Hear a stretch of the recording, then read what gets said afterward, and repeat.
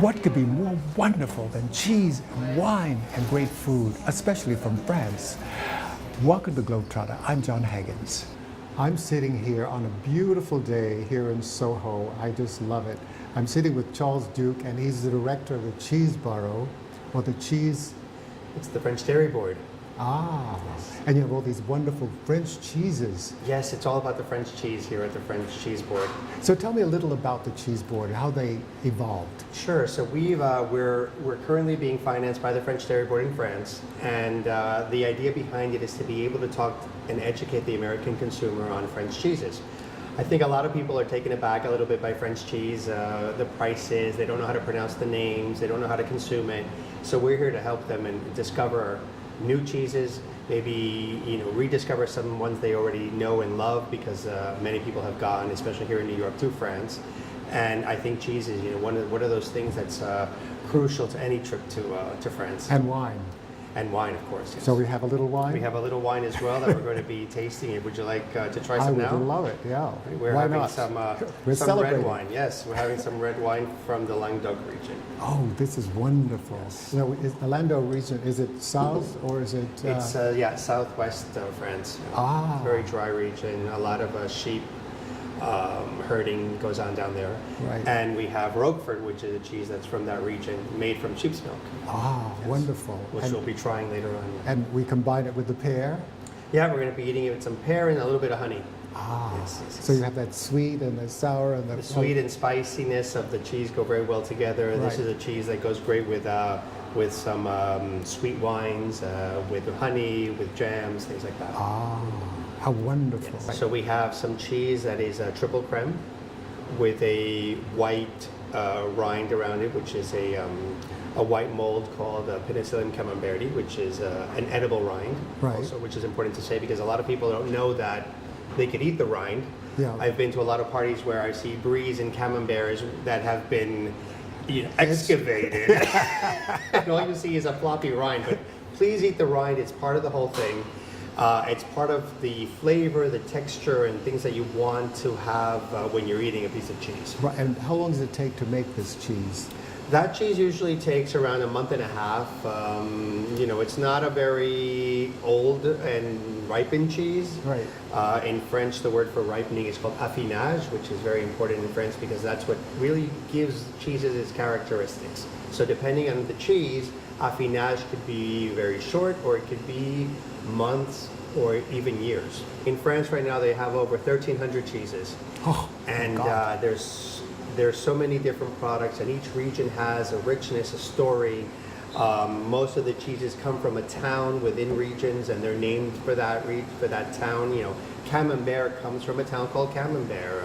Livarot, which we have here, comes from a town called Livarot. Yeah. Roquefort comes from a place called Roquefort. So the history and the terroir, which is the land that it comes from, is all an intricate part of the process to make each of them. Well, you say terroir, which is the earth, yes, the soil, yes. And it could be different 20 feet away, though. Exactly. I discovered with grapes, as a matter of fact, right. When I was in France. Right. Well, French wine and cheese have that similarity, and they both talk about terroir because it's the soil and the place where these things come from. Now, tell me more about the French board, cheese board. Yeah. So the French cheese board is a space that is dedicated to French cheese. We use it as a communication tool, first and foremost, I think, to be able to communicate with the public, so the American consumer, in particular the New York consumer, since we're in Soho. The store was designed by a duo in France called Ishikar, who came up with the idea of creating something that was both educational, interactive, and cozy in this space that we found here in New York. Right. So we have different sections, if you will. All right. This one section here is the retail section. So this is where we have our rotating selection of French cheeses, which is, like I said, more or less 20 different varieties. Oh, it's open. Yeah, it's open. So we have, different cheeses, again, different families, and people come here all the time to try something new, discover a new cheese, and take it home to share with their family and friends. Right. How wonderful. And the other big dairy product that we haven't mentioned, which is very important in France, is butter. Butter? French butter. I mean, I'm sure you remember the first time you went to France and had butter on baguette. And that's it. And here we have a selection of different butters as well from different producers in France. The map of France, which is very interactive as well. People love to come in here because everything is magnetized here at the store, so we can show people where different cheeses come from. We also have knives in order to cut the cheese. Right. And speaking of cutting the cheese, we actually have a very interactive wall here that shows you how to cut different forms and different shapes. The different breeds of cows in France. These breeds are mostly connected to a different region as well. Our current exhibition is called Pièces Montées, and these are cheeses that have been sculptured and mounted in a way that remind people of wedding cakes in France, which are built in different levels. So using different cheeses, either soft, ripened cheeses like here we have Chaours and Brillat-Savarin and Camembert, or harder cheeses that have been sculpted and carved. Easy for you to say. we can talk about cheese in a different way by showing people that it can also be shown as art. The process starts off in the same way with the milk and the adding of rennet to coagulate the milk, etc. Then by adding different types of molds, etc., that also evolves a cheese. And then depending on how it's aged, it'll be all these different cheeses that we have here. How many cheeses do you normally carry here? Different kinds of cheeses. Here we usually carry approximately 20 cheeses, which we rotate. So we want people to come back and discover a new cheese. We try to propose different types of cheeses from different families, but usually it's a rotation. So every time you come, there'll be something new. And how often do you do that? We get new orders every week. So that's a small part of what we do here, which is, the retail side. We do sell some cheese and cheeses that are also available in a lot of the cheese shops around New York, around the country. Right. Here in New York, we have a small selection here. It's very curated, it's very special, but the space also does a lot more, like, educate and sample, and we want people to come in here and discover. You know what I like about it? cheese. Is the fact that it's not a museum. It's a real living experience. Yes.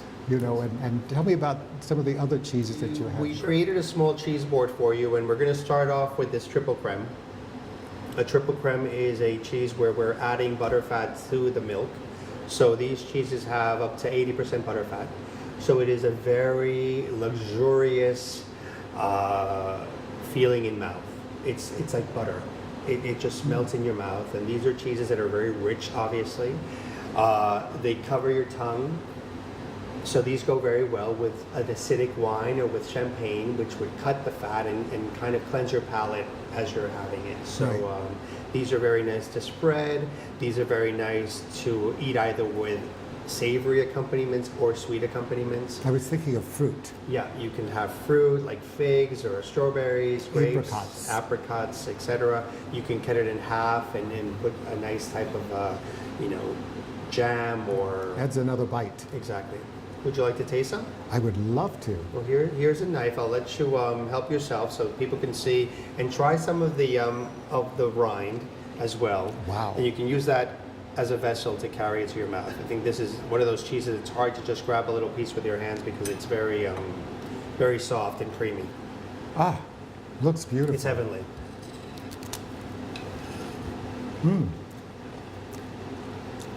It's very nice. Very creamy. Perfect. Very creamy. It has a little bit of it's lactic. The rind brings a little bit of texture, but again, melts in your mouth. It's buttery. It's luxurious. Would you like a napkin? Thank you. That is absolutely very pleasant. Yes. So the second cheese we have here is called Beaufort. So Beaufort is a very large wheel, which is from, let's say, it would be eastern France, bordering by the Alps and that area. So it's a big mountain cheese. It usually weighs around 80 to 100 pounds. Oh my God. Yeah, this is very big. And this is, as you can see, so it's a different texture. This is a pressed cheese, so it's going to be a hard hard paste cheese.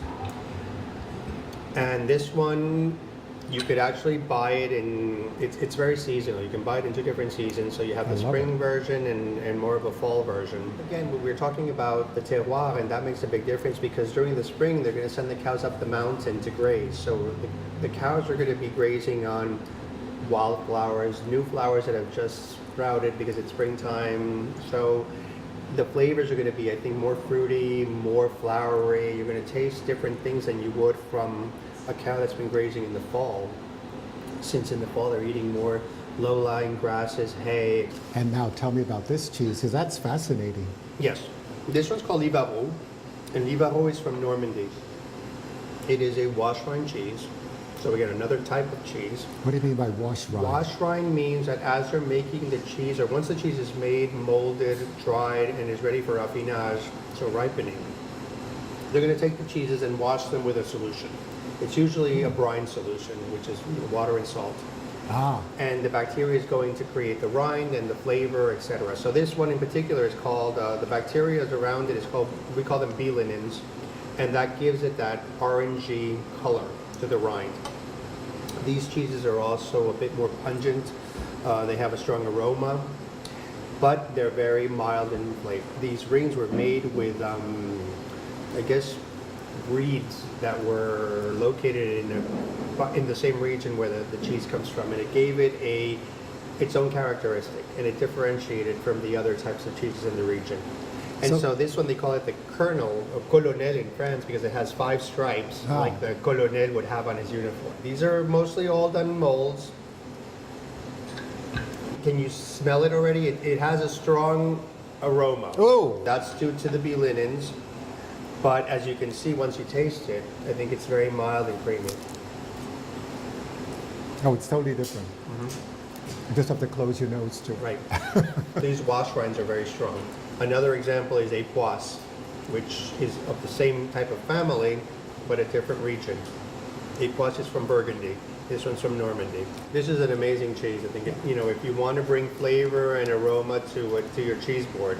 And the most incredible thing is I have never bought cheese in my life, but I've gone to lots of parties and lots of places where they've had lots of cheese, and it's wonderful. If you've never bought them, it's hard to know what they taste like. Are they sold like in Whole Foods? Totally.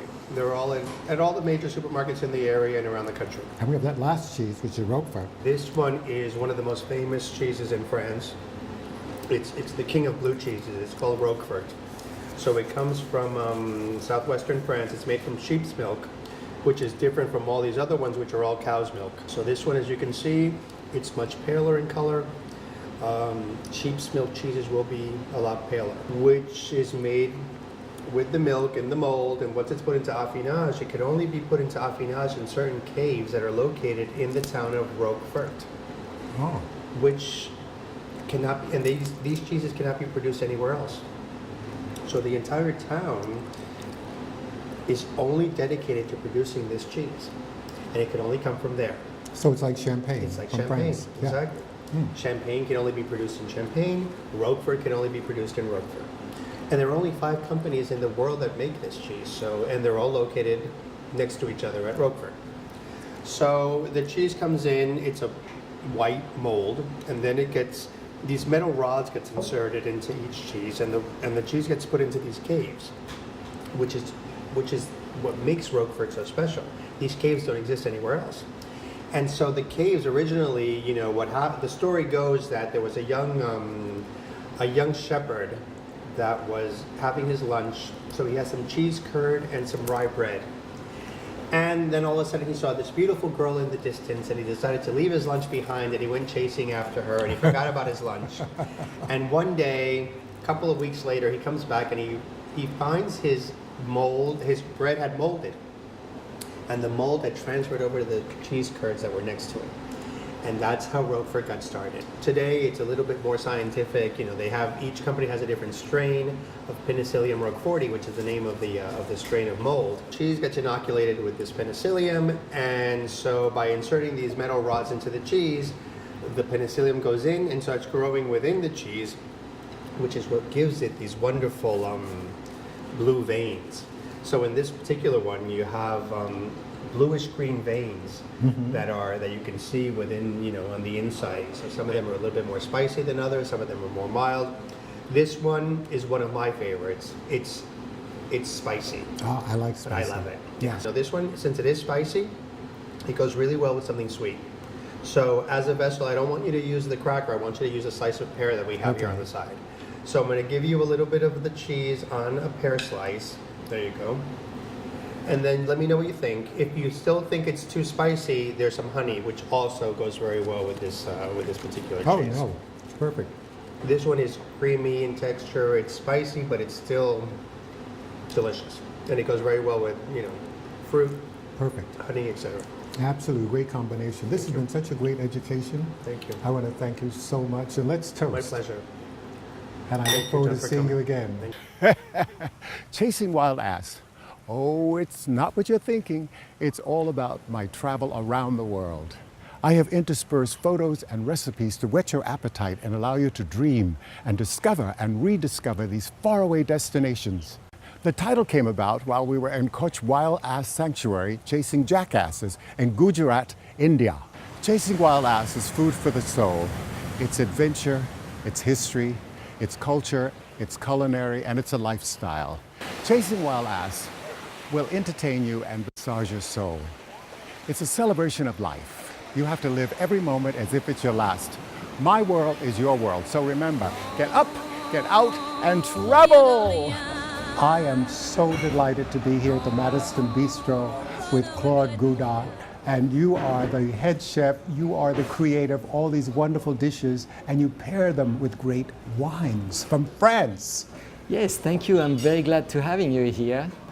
And tell me something about the wines and how you got into pairing wines and your whole background in terms of education.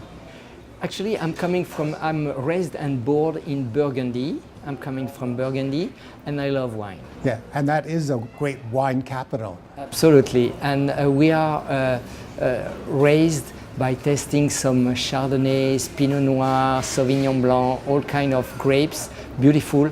But coming to New York, it makes us taste some different wine and love some different region and countries also.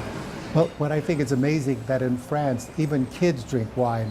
You know, we don't have to wait until you're 25 here in the States to drink, alcohol.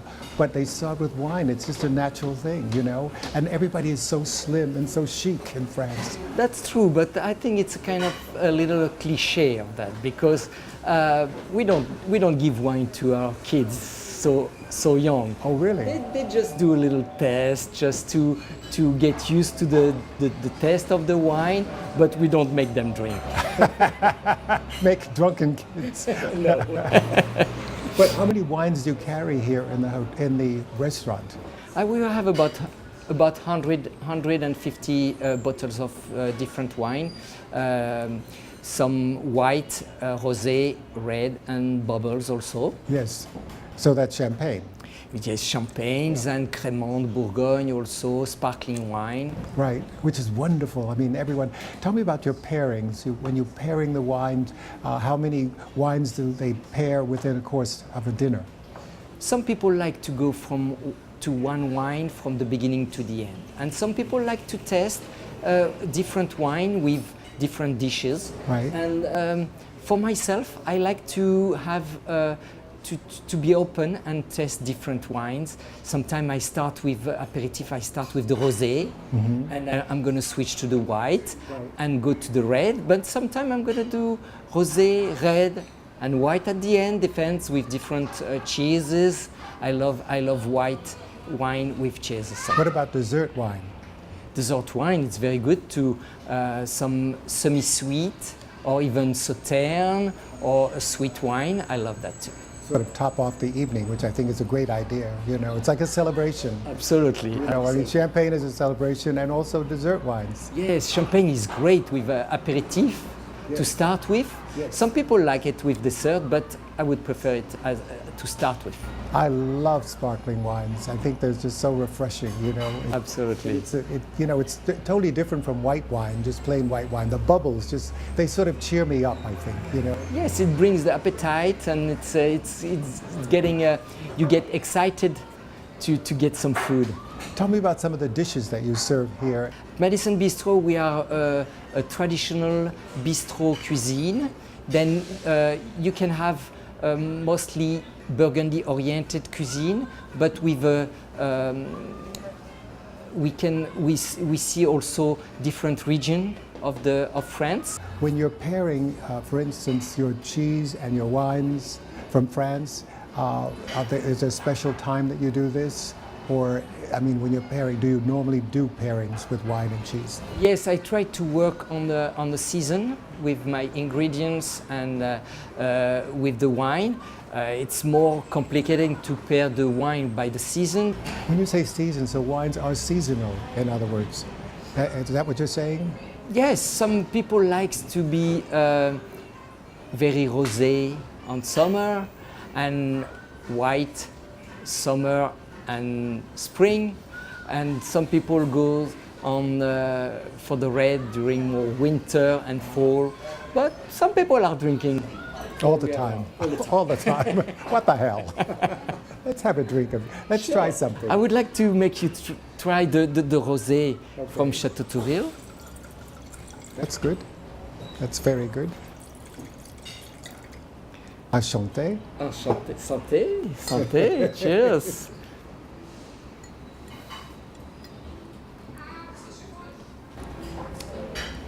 And when you spin the glass, are you looking for the alcohol content where the tears that sort of fall off the side of the glass? Not exactly. I'm looking for for the glass to have all the sentence, the smell and the taste and the the flavor, the nose going all around the glass. The whole bouquet. The whole bouquet, for me to be able to smell it, you know, because I like to smell the wine first. Mm-hmm. It opens my mind to the wine, mm-hmm. and after that I'll... So you're a sommelier also? I don't know, but I love that. Ah. I love the wine. Yeah, but you know wines. So since you know wines, you're a sommelier. Yeah, you know, to be a sommelier needs a lot of knowledge and history about the wine. It takes a lot of time. Do you know what I think is very funny? I was talking to a wine writer in wherever, it doesn't matter. And I said, you know, it's very funny that you come up with all these adjectives and you start describing wine. I said, you're making that up. Yes. Because, you know, I don't see the flowers and I don't see the whatever that she's talking about. And I'm thinking, you know, she says it's plum, it's flowers, it's this and that. And I'm thinking, what is she talking about? But I'm sure if you would pay attention to it and test it slowly with, you know, for example, I'm sure you can test your own. You know, if you run the wine inside, flowers, sometimes you're gonna get some fruits, sometimes you're gonna find some stony smell. Yeah.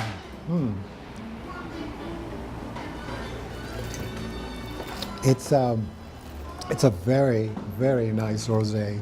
Yes. As you say, rosé. Rosé. It's very elegant, Yes. very elegant, light, and you test the background of the wine.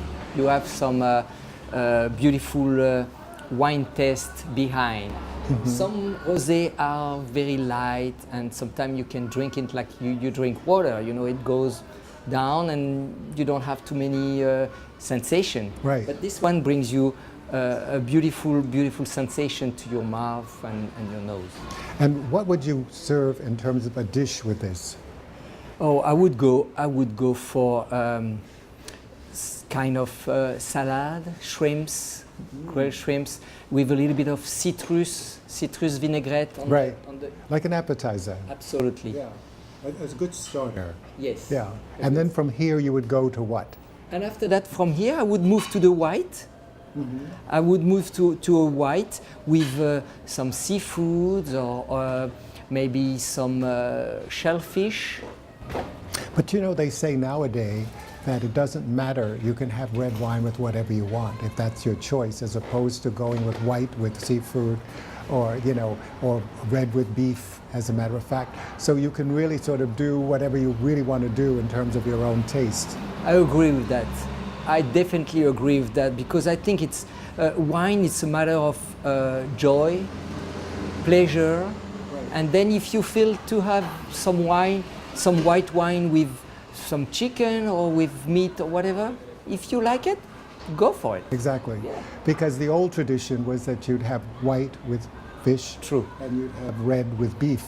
But nowadays, who cares? Absolutely. You know, you have to pay for it, so what the hell? Absolutely. And the best is to have some pleasure at the end. That's not, if you want to have a bad time, you can stay home. Exactly. When you go out, you want to have a great time. Absolutely. Not a good time, but a great time. Great time, yes. Cheers. Cheers. That's delightful. Yes. So talk about some of the other dishes that you also pair wines with. I love to pair wines with different cheeses also. I love to pair wines with, for example, I love. We were talking about semi-sweet or sweet wine. I love blue cheese, Roquefort, with Sauterne or semi-sweet, Côte de Léon, things like that. I think it's a beautiful pairing. Yes. It goes with the fruit also, and it melts together in your mouth. Oh yes. And also when the Roquefort, it has a nice bite to it. Absolutely. So, You know, it's like, and it kills the sugar a little bit of the wine. It's a great sensation. well, I think just having wine and cheese is a great, Yes, good white, starter. absolutely. White wine with goat cheese, it's absolutely great, and some more strong cheeses Right. with red, or sometimes with white wine also, Or some fruit. and some fruit. And that's a nice little twist because the fruit is rather sweet against this incredible pungent taste of the cheese. Yes. Like the Roquefort, you know. Yes. And therefore you have that wonderful combination just sort of melts in your mouth. Yes, and the acidity of the wine just cut and balance the taste. Oh, absolutely. There's so many things and such a great education when it comes to wines and cheese and pairing. You know, France is known for its great wines and great cheeses, and we just had an incredible experience at Madison Bistro and also the cheese board. This is a place to come. It's here in New York. You have to come and experience for yourself the pairing of wine and cheese and great food. I love it. Until next week, I'm Jon Haggins, a GlobeTrotter. Remember, get up, get out, and travel. Non, rien de rien. Non, je ne regrette rien.